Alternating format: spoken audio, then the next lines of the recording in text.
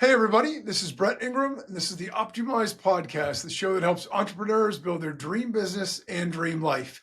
Today, we're talking with Richard Gearhart, award-winning speaker, television network expert guest, nationally syndicated radio show host, and an attorney.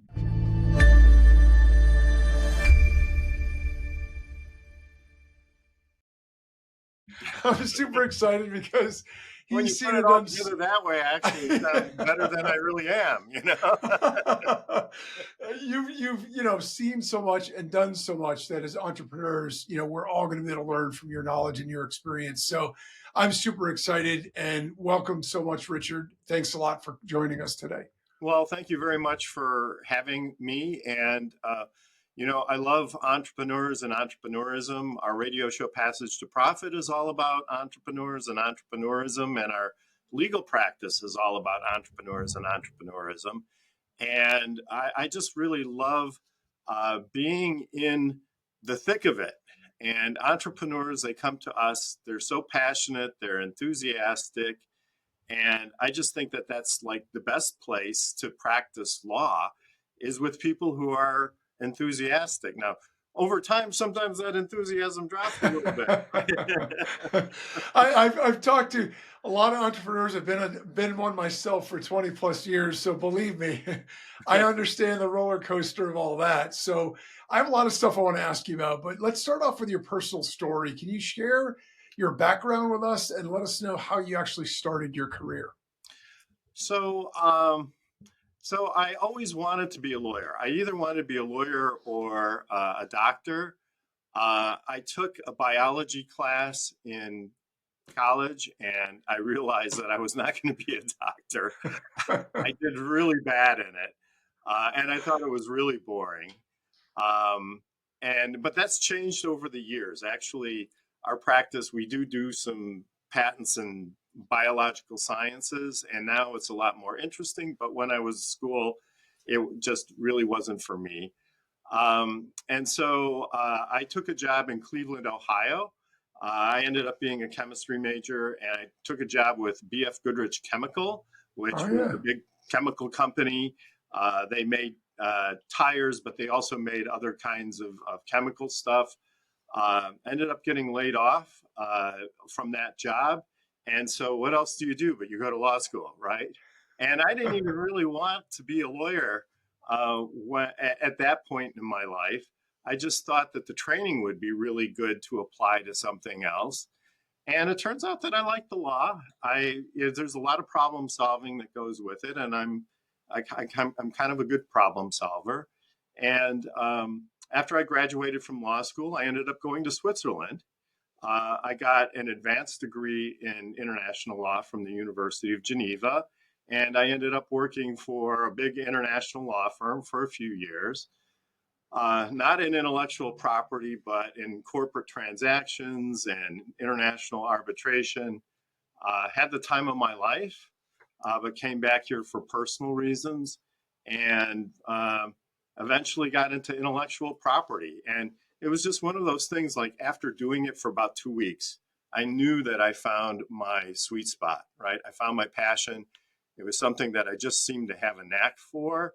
And I just took to it right away. And that was probably 37 years ago.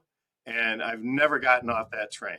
So I've been doing it for a long time and I still learn things. I still enjoy it. There's a lot of different dimensions to it. So I can't really think of doing anything else. So It's remarkable and good for you that you found your passion so young. I'll tell you a funny story. So my older son's about to graduate university, and my younger son is about to enter. He's got one more year. And so my wife and I always talk to each other. We don't have no idea what he's going to want to do. He's good at STEM stuff, but he really likes, public speaking and all this. So the funny thing is, at his school for the first time this year, they had mock trial. He did the mock trial. He absolutely fell in love with it. He's already decided he wants to go into law. It's what he wants to do. He loves the whole idea of it. He loves the problem solving, like you said. He loves the interactivity. They had to prepare a case and you're either the prosecution or the defense. And it was a fascinating experience. But, the other thing that I've always noticed about law, and I happen to know a lot of attorneys personally, just from, we have some in the family, and then I've gone to school with people that went off to law school.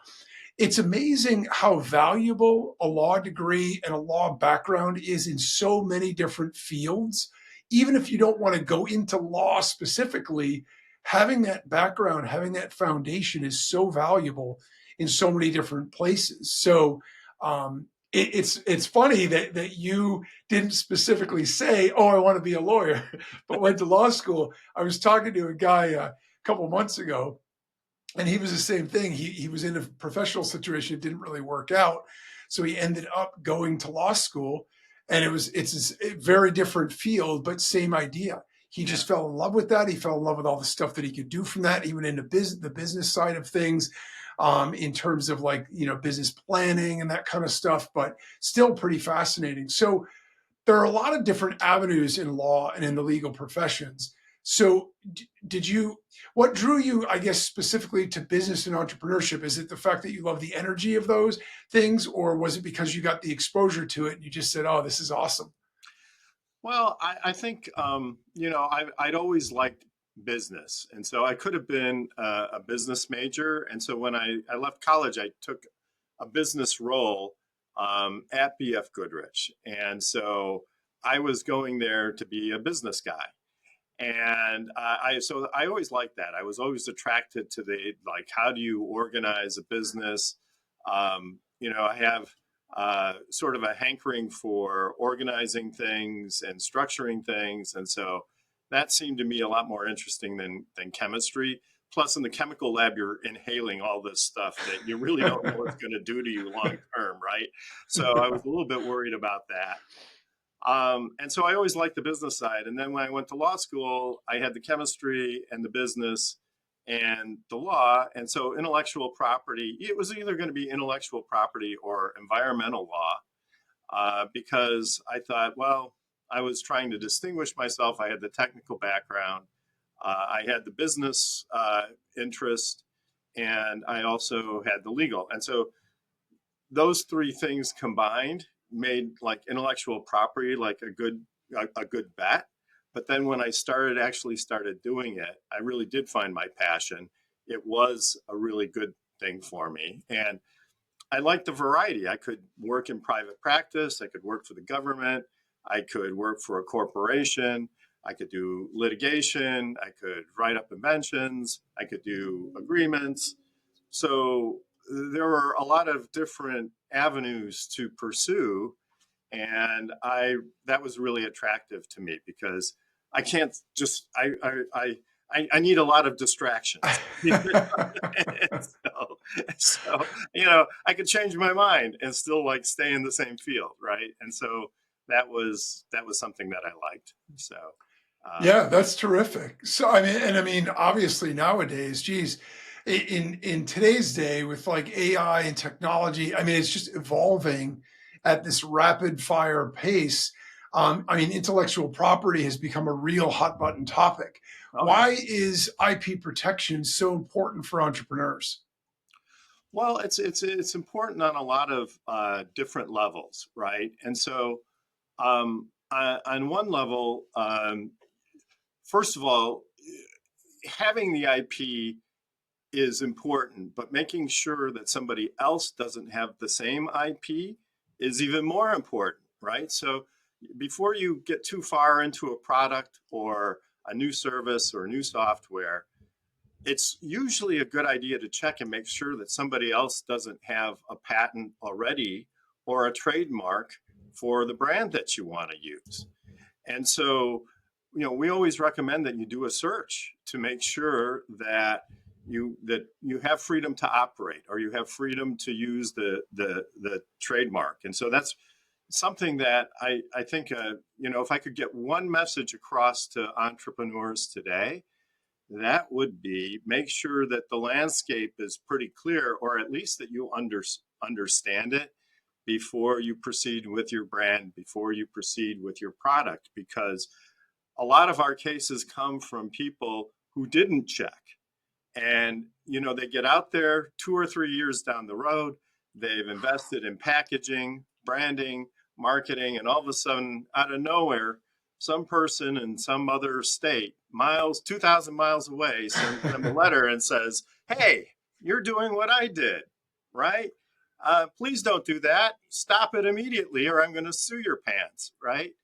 Yep. And when that happens, it's a real bummer, let me tell you. And then you either have to spend a lot of money with lawyers, um, and it's a lot of stress, because if you take somebody's name, even accidentally, uh, you may have to change your name, or you may have to fight with them.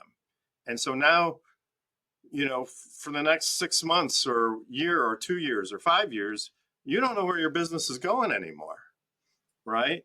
And so, like a trademark search, with our firm is like $750. So, considering the cost of getting it wrong, it's so much better just to find out ahead of time before it becomes a big problem. And on the product side, it's the same thing. You want to do a patent search, you want to make sure that somebody else hasn't already filed a patent and can come back and block you. And I wouldn't say I'd be out of business if people did that, but we get a lot of business because people don't do that. Yeah. And to me, it's like, so on that level, intellectual property is really important.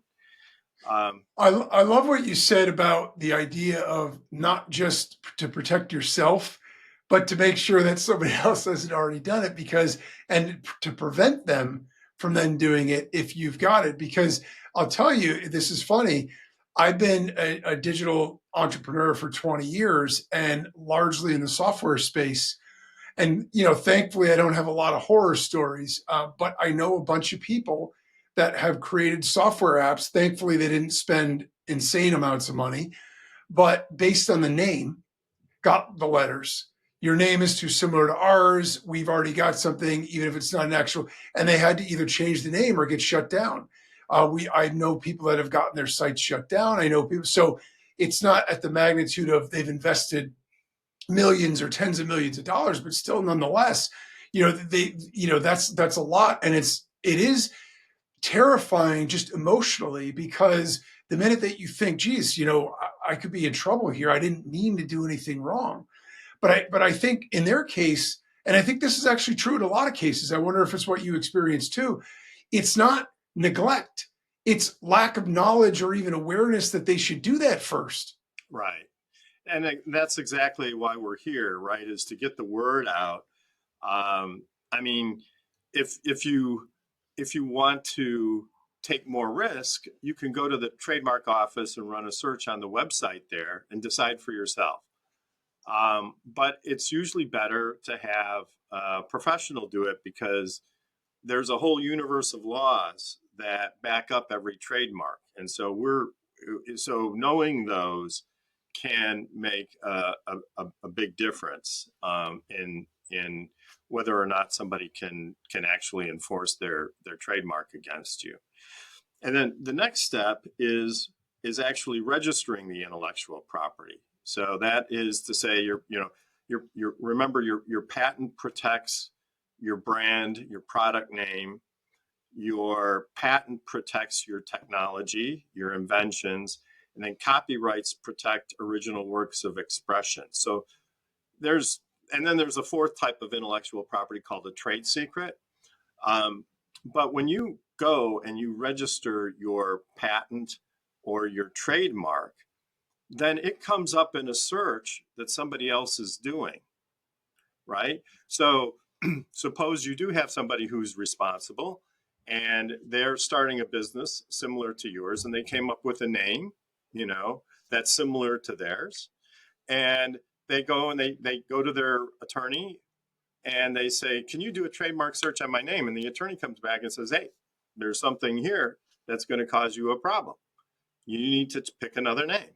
And so hopefully they pick another name. And so you never went to court, right? You Right. never sent a letter, you never hired Right. a law firm, but because they find that trademark, the way the system works is that most of the time, the infringer gets steered away from your name and you're protected that way. And you never had to do really anything. And so that happens with us all the time. I would say 25 to 30% of the projects that we get involved in are, we tell the client, no, you have to do something else because somebody already has the mark.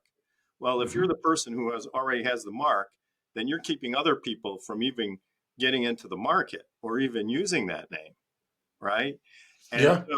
so it protects you that way, even though you never went to court, right? And then, of course, the third level is actually going to court, which is expensive. But if you have these safeguards, then you have, a certain level of protection. So so that's number two. And then the third part of it is the leverage that you get from intellectual property. So maybe a patent costs $20,000 to get. Well, if you have sales that are, $500,000 a year, and you spend $20,000 to have exclusive sales for the next 5 years at $500,000 a year, that's a pretty good investment. Even if somebody else gets into the market and they design around your patent, which can happen, it still slows them down for 6 months while they're doing Yeah. it. So you maybe save $250,000 of sales in that example, but you've only paid 20. So that's where the real value of the intellectual property is. Also, it's people mistakenly think it's all about the lawsuits and I can't afford to sue somebody and da da da da da. And that's an unfortunate fact. But having it in the first place can help your business. So Yeah, big deterrent, and it at least gives you that lead time because the other benefit is, look, we all know that the first mover in a market has a massive advantage. So even if other people, even if you can't prevent them from entering the market long term, if you have enough of an advantage and you take advantage of that with enough lead time, you can still build your brand in a way that would have been a lot harder if you were dealing with other people competing with you along the way, as opposed to trying to catch you after the fact. So no doubt. So I know there's a lot of confusion around intellectual property because there's so many different kinds. So can you break down or let us know, like, what is the difference between a patent, a trademark, a copyright? Because I know it gets a little bit confusing. sure. And you have every right, people have every right to be confused, right? If it's not one of those things that you deal with every day, then it is kind of hard sometimes to keep all the terms straight. But patents protect inventions, so they protect technology. There has to be some tangible aspect to the patent. You can protect software, but it usually has to be linked to something that's tangible. You can't patent an abstract idea, but processes are patentable. So if you're doing A, B, and C, so lots of software gets protected with method patents. So you can do that. You can protect articles of manufacture, which are widgets and consumer products. You can protect obviously pharmaceuticals, life science products, supplements. Um, and really just about anything that is, sort of created by a human being or impacted by a human being is at least eligible subject matter, is what they call eligible subject matter. And so one thing is that if you think patent protection could be valuable for your business, you want to make sure that you talk with a patent attorney. Usually the first consultations are free. I mean, with us, they are. And run it by them and see, is this something you think you can protect? Because a lot of people will just assume, it's not, new enough or it's not novel enough. And so you'd be surprised sometimes about the types of things that could be protectable.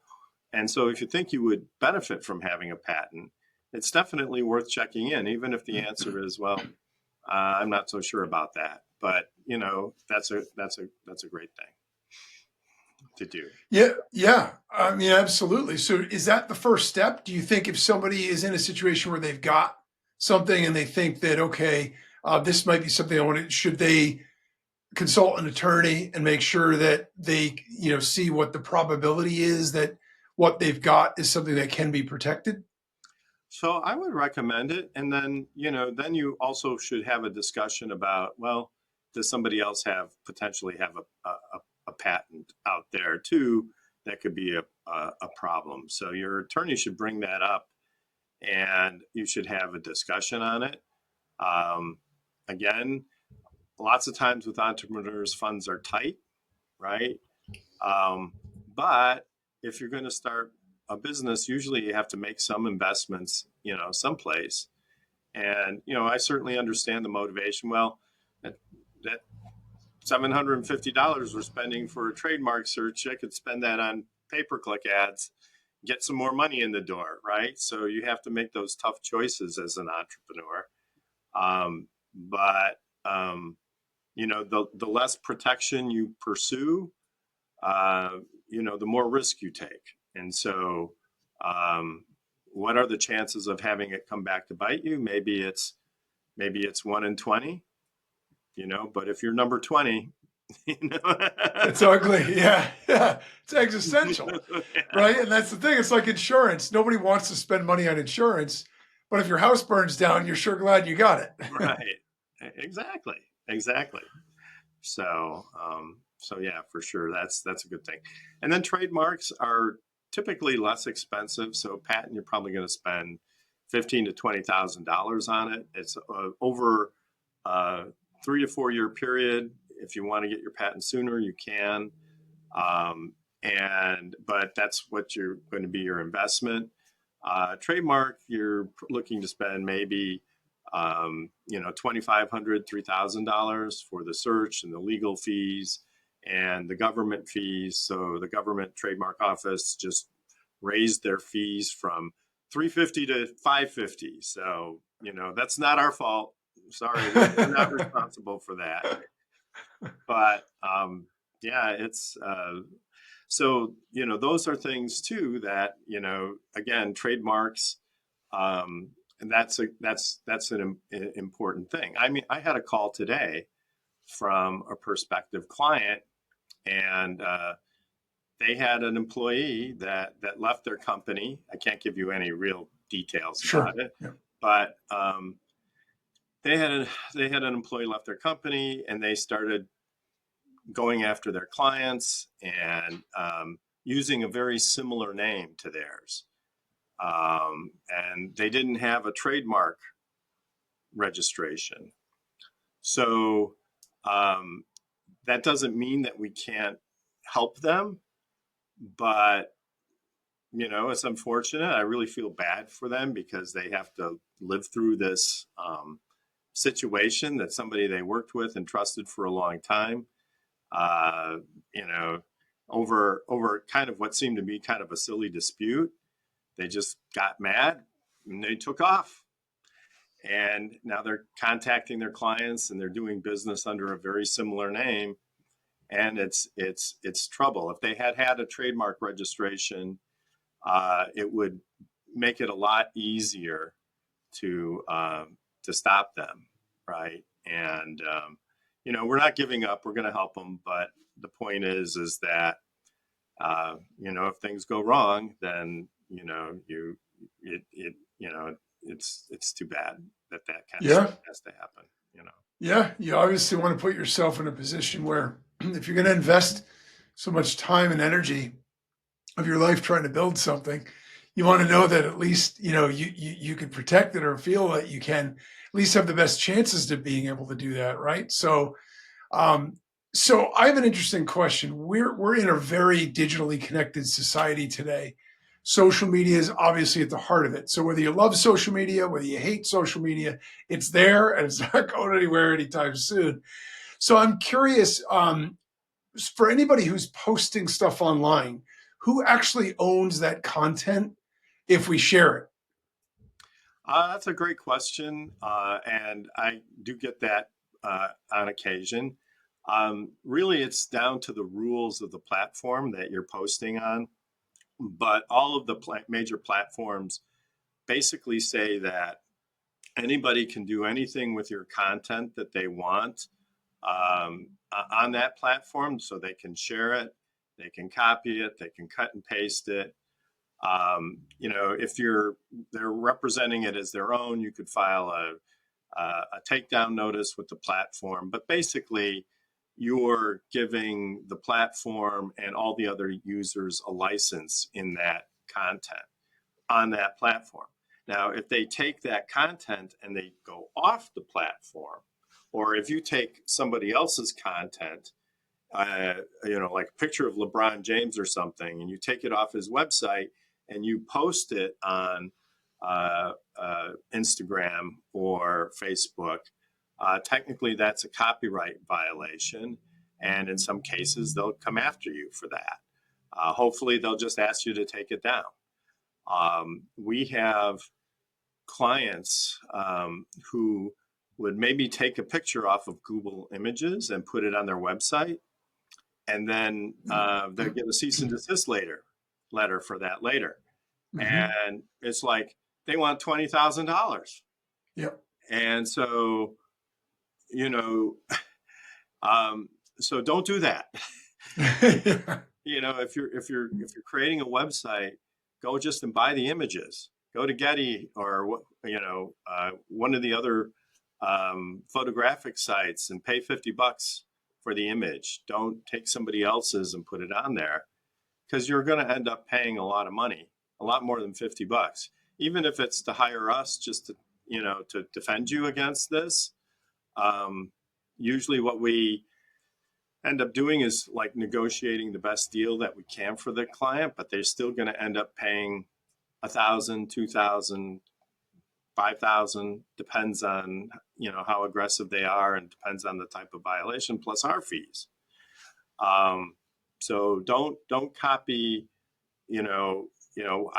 We had a local library that got hit with one of these cease and desist letters because they had copied an image and put it on the public library website, which kind of surprised me, because I thought, these guys should know better, right? They're librarians. They write stuff, but it was all innocent, and they ended up having to pay.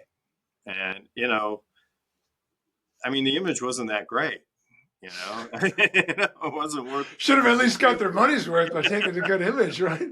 It's funny. You mentioned that too, because I know two people that in the digital marketing space that got letters from some content warehouse place that had stuff where they did the same thing. They just downloaded an image they found, they put it up, and I think there are people now that are explicitly going after that because it's low hanging fruit. They send the threatening letter, and a lot of times the person will say, "Look, for a couple $1,000s, I'd rather this just go away. I'm just going to write the check," and they send it. Oh, sure. And so it is fascinating to me, though, because it's one of those things where it's so easy. You're online and you figure, well, there's an image there, but I don't think people think, yeah, but you don't own that. You can't just take other people's stuff. It's like you're not going to go to the store down the street, take something off the shelf, and walk out the door with it.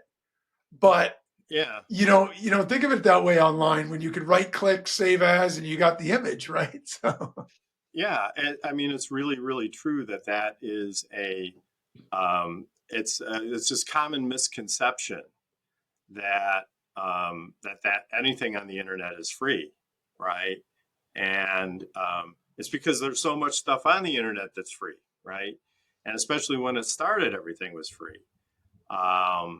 And if you look at it, from the creator's point of view, well, it probably took a lot of effort and experience and even money. That photographic equipment is, you can spend tens of thousands of dollars on a camera, right? yeah.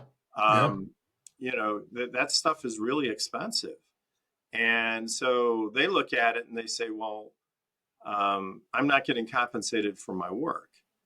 And so there are two sides of it. Especially, professional content creators are especially sensitive to that, and they put their heart and soul, and it's hard enough to make a living as a photographer as it is, right? Yeah. And so they feel like that they should enforce these things.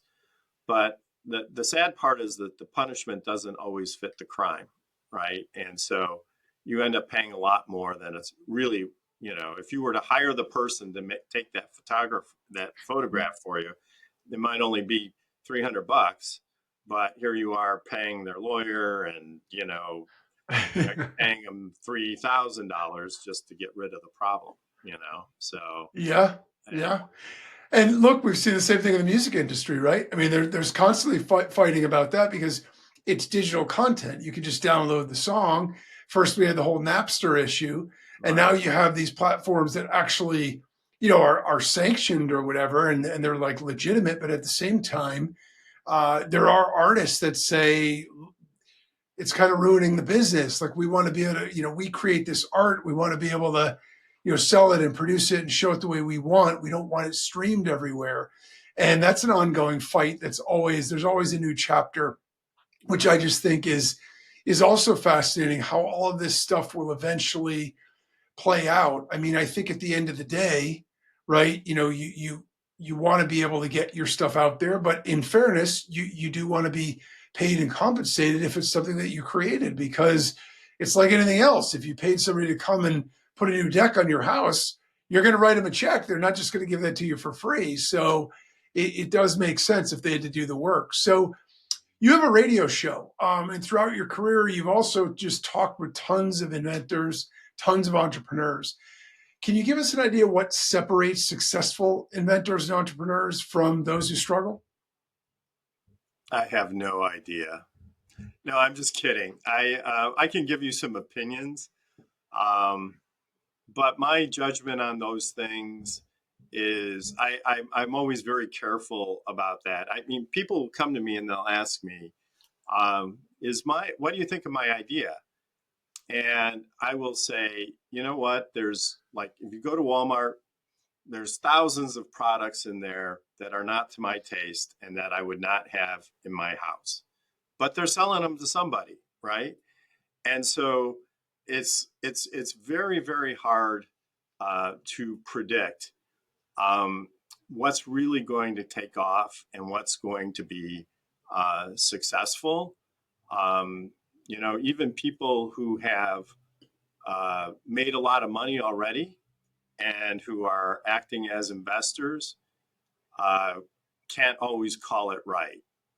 So you have, I mean, that's just the nature of investing. So I belong to a angel investor group, and we'll see startups come in, and people will put money into the startups, and some of them do well and some of them don't. There's just and it's like they're all bright, talented uh, individuals. And so for some reason, some ideas work and sometimes they don't. Sometimes it's a little bit of luck. Sometimes it's a lot of luck. You meet the right people. You say the right thing on the elevator. And all of a sudden, you take off. But I mean, I would say probably that the things that are the common traits of the ones that I've seen that I feel like have the best chances of success are the people who are strategic and who can see the leverage in a situation. They know that by investing a little bit here of time or energy, there's a big payoff, right? Or a bigger payoff. They're going to get more out of it than they put into it. So Mhm. maybe it's developing a networking contact that has a lot of other contacts who can introduce you to a lot of people that might have interest in your product, right? And so it's finding that kind of those key pockets of leverage, right? Or it's figuring out the keywords, the pay-per-click keywords that are going to hit the target market that they're trying to hit, that also keeps them different from all the other people who are playing in that space. So having like a good strategic mind, I think is really important. Having a lot of energy. Everybody that I know who's made it has worked damn hard. Yeah. And it depends on how you evaluate success, right? I mean, are you looking to be a millionaire, or are you, looking just to maintain a lifestyle?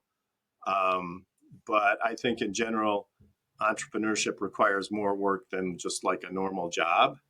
And so you have to like it. When you're an entrepreneur, you're interfacing with the world directly. Sometimes when you're working for a company, you're not. You're in a group, and you interface with the people there, but you don't necessarily, or you just interface with a certain type of customer, but you don't get the whole enchilada of the world coming at you, right? Like you do when you're an entrepreneur. I think of myself as an entrepreneur. I mean, I started Gearhart Law 20 years ago, and it was just me and a phone and a computer, and I had to bust my ass, Yeah.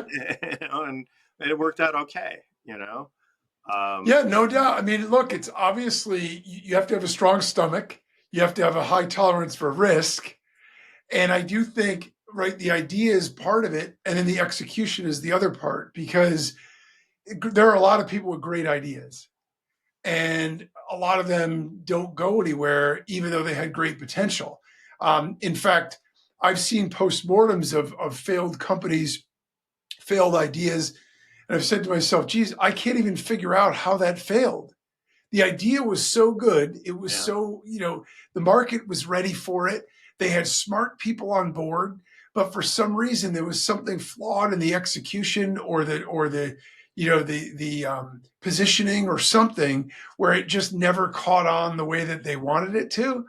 And so it is fascinating to me, but I find that so much of entrepreneurship, both in talking to others and my own journey, is also just the ability to get a result, analyze that result, and make adjustments based on that. Because in my personal experience, very few things that you just try the first time out of the box hit it out of the park.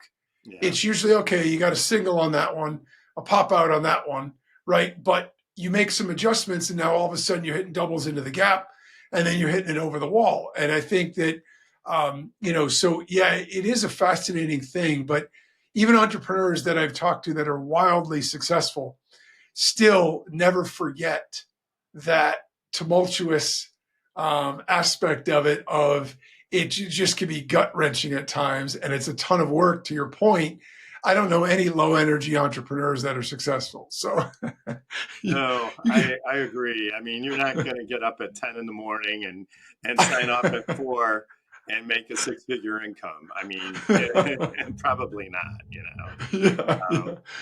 So Yeah, absolutely. So I'm curious, how did you get into radio, and what inspired you to shed a light on entrepreneurs with it? oh, that's a great question. I guess, well, I was in college radio. So I was the manager of our college radio station. And so I sort of had radio in my blood. I did some volunteer work at public radio station in Cleveland, WCPN, and I just kind of got hooked on the whole thing there. It was a lot of fun. Um, I produced a talk show called Issues 85 with Norma Joseph. And so I helped her find guests, and was involved in radio there. And one time we ended up going to a friend's networking thing at CBS. So we're close to New York City. So we're kind of in a media, sort of in a media town. And so he had a radio show on CBS, and he invited my wife and I to network there. We met a lady there from CBS. She eventually went to iHeart, And then she came to a presentation that we made, and she said, you guys interested in doing a radio show? And, you know, I thought about it. I was like, well, what are we going to talk about? And, but my wife convinced me that we should do it. And, we've been doing it ever since. So that's kind of how it happened. And I have to say, it's like we tape once a week. We go to the iHeart studios. There's a lot of stuff going on. It's kind of glamorous, and glass doors and cool art, and celebrities walking around. So it's kind of a fun environment to be in, and iHeart has been great for us. I mean, it's really been a great experience, and they're very supportive, considering that we're really pretty much green at all of this stuff. I mean, the people who really make it to the top in radio, especially, usually have 10, 20 years of broadcasting experience under their belt, and they usually start in a smaller market, and they go from market to market to market, and gradually bigger markets. But Elvis Duran is one of the big personalities there. Charlemagne the God is also one of the big personalities, and then there's other DJs too that have national radio programs, and so it's a lot of fun, and I feel very blessed that the show is done as well as it has, and that it's turned out the way that it has. So Yeah, what a terrific opportunity, and what a compliment for them to have that kind of faith and confidence in you, even though you didn't have a background in it. no. Well, we were on very late in the evening, so so anyway, but it's worked out great, and I would say the best part is that all the different people that we get to meet who have been on the show. So I always tell people, if you're interested in podcasting or media stuff, it's worth giving it a try, because I mean, it's not as easy as it seems, but by the same token, you get a chance to interact and meet people who you probably wouldn't meet if it weren't for the fact that you had this media property. So Yeah, I love it. I have to say, I find it, I'm always so excited to meet new people and to talk with them and to learn their story. And, selfishly, I get to learn a lot through the process of doing this. And it's one of the things I really love, but I've found such a passion with it since I started mine. And, that's really what it was. It was a passion project to help other entrepreneurs understand that, look, if you're feeling lonely, if you're feeling like, isolated and things like that, because especially now with everything being online, you're not alone. Other people have been there. Other people have gone through struggles. And I'll tell you, a funny little side story about it. When I was going to start the podcast, one of the reasons I was hesitant is I said, well, geez, I've done my thing, and I'm successful in entrepreneurship, whatever, but I don't have all the answers. And in order to have a podcast about entrepreneurship, don't I have to be able to like tell everybody and share? And then I literally went to bed one night and I woke up in the morning and I said, I don't need to have the answers. I just need to share the journey. I just need to be vulnerable, admit the things that didn't go well, share the triumphs, share the struggles. That's what makes you human and what draws in an audience anyway. If everything you do is perfect the first time you do it, you're kind of annoying because nobody else has a life like that, right? So as soon as I made that mental shift, I was all in. And the minute I started, and I because it's not like social media where we share a thing, or even a conference. I've gone to conferences and I met people and shook hands and got business cards. And by the time I got back home, I couldn't quite remember who they were. I would never reach out to anybody because it was uncomfortable. I get to know people. I get to build relationships. I love that. And So yeah, I'm with you 100%. Anybody who's thinking, hey, this might be a cool thing to do, 100% give it a try and see if it's something you're passionate about, because it's a heck of a lot of fun. I think. And so I Well, appreciate you sharing that. sure. Brett, I really like your style and the way you approach and the way you interview people. It's very you're very easy to listen to Oh, and thank you. very insightful. So I really do. I really do think that you you've got the right stuff. So Thank you. I appreciate that. yeah. I definitely appreciate that. And So, go ahead. no, and I was also going to say that podcasting, video casting now, the transcripts are being looked at by artificial intelligence, ChatGPT, Perplexity. Uh, if you are searching for somebody or something now in ChatGPT, because a lot of people are using it now as a search engine, and if you have podcasts and it finds the transcripts of those, um, and then it incorporates the subject matter of the transcript into the answer. So if you say, well, I'm looking for, the best entrepreneur in my area, and then it'll go and it'll find, Brett's podcast and transcripts, and it'll say, oh, wow, this guy, Brett knows what he's talking about. And you'll come up in the search results. So podcasting, even if you don't have a lot of views or a lot of listeners, it still can help your business. And so it's kind of taking the place, I think, of blog posts. So that's just something that we found by accident recently. So something to keep in mind. Yeah, it's amazing, and it's always evolving. So, I mean, who knows where it'll head? But all right. So, where can people find your products, services? Where can they connect with you?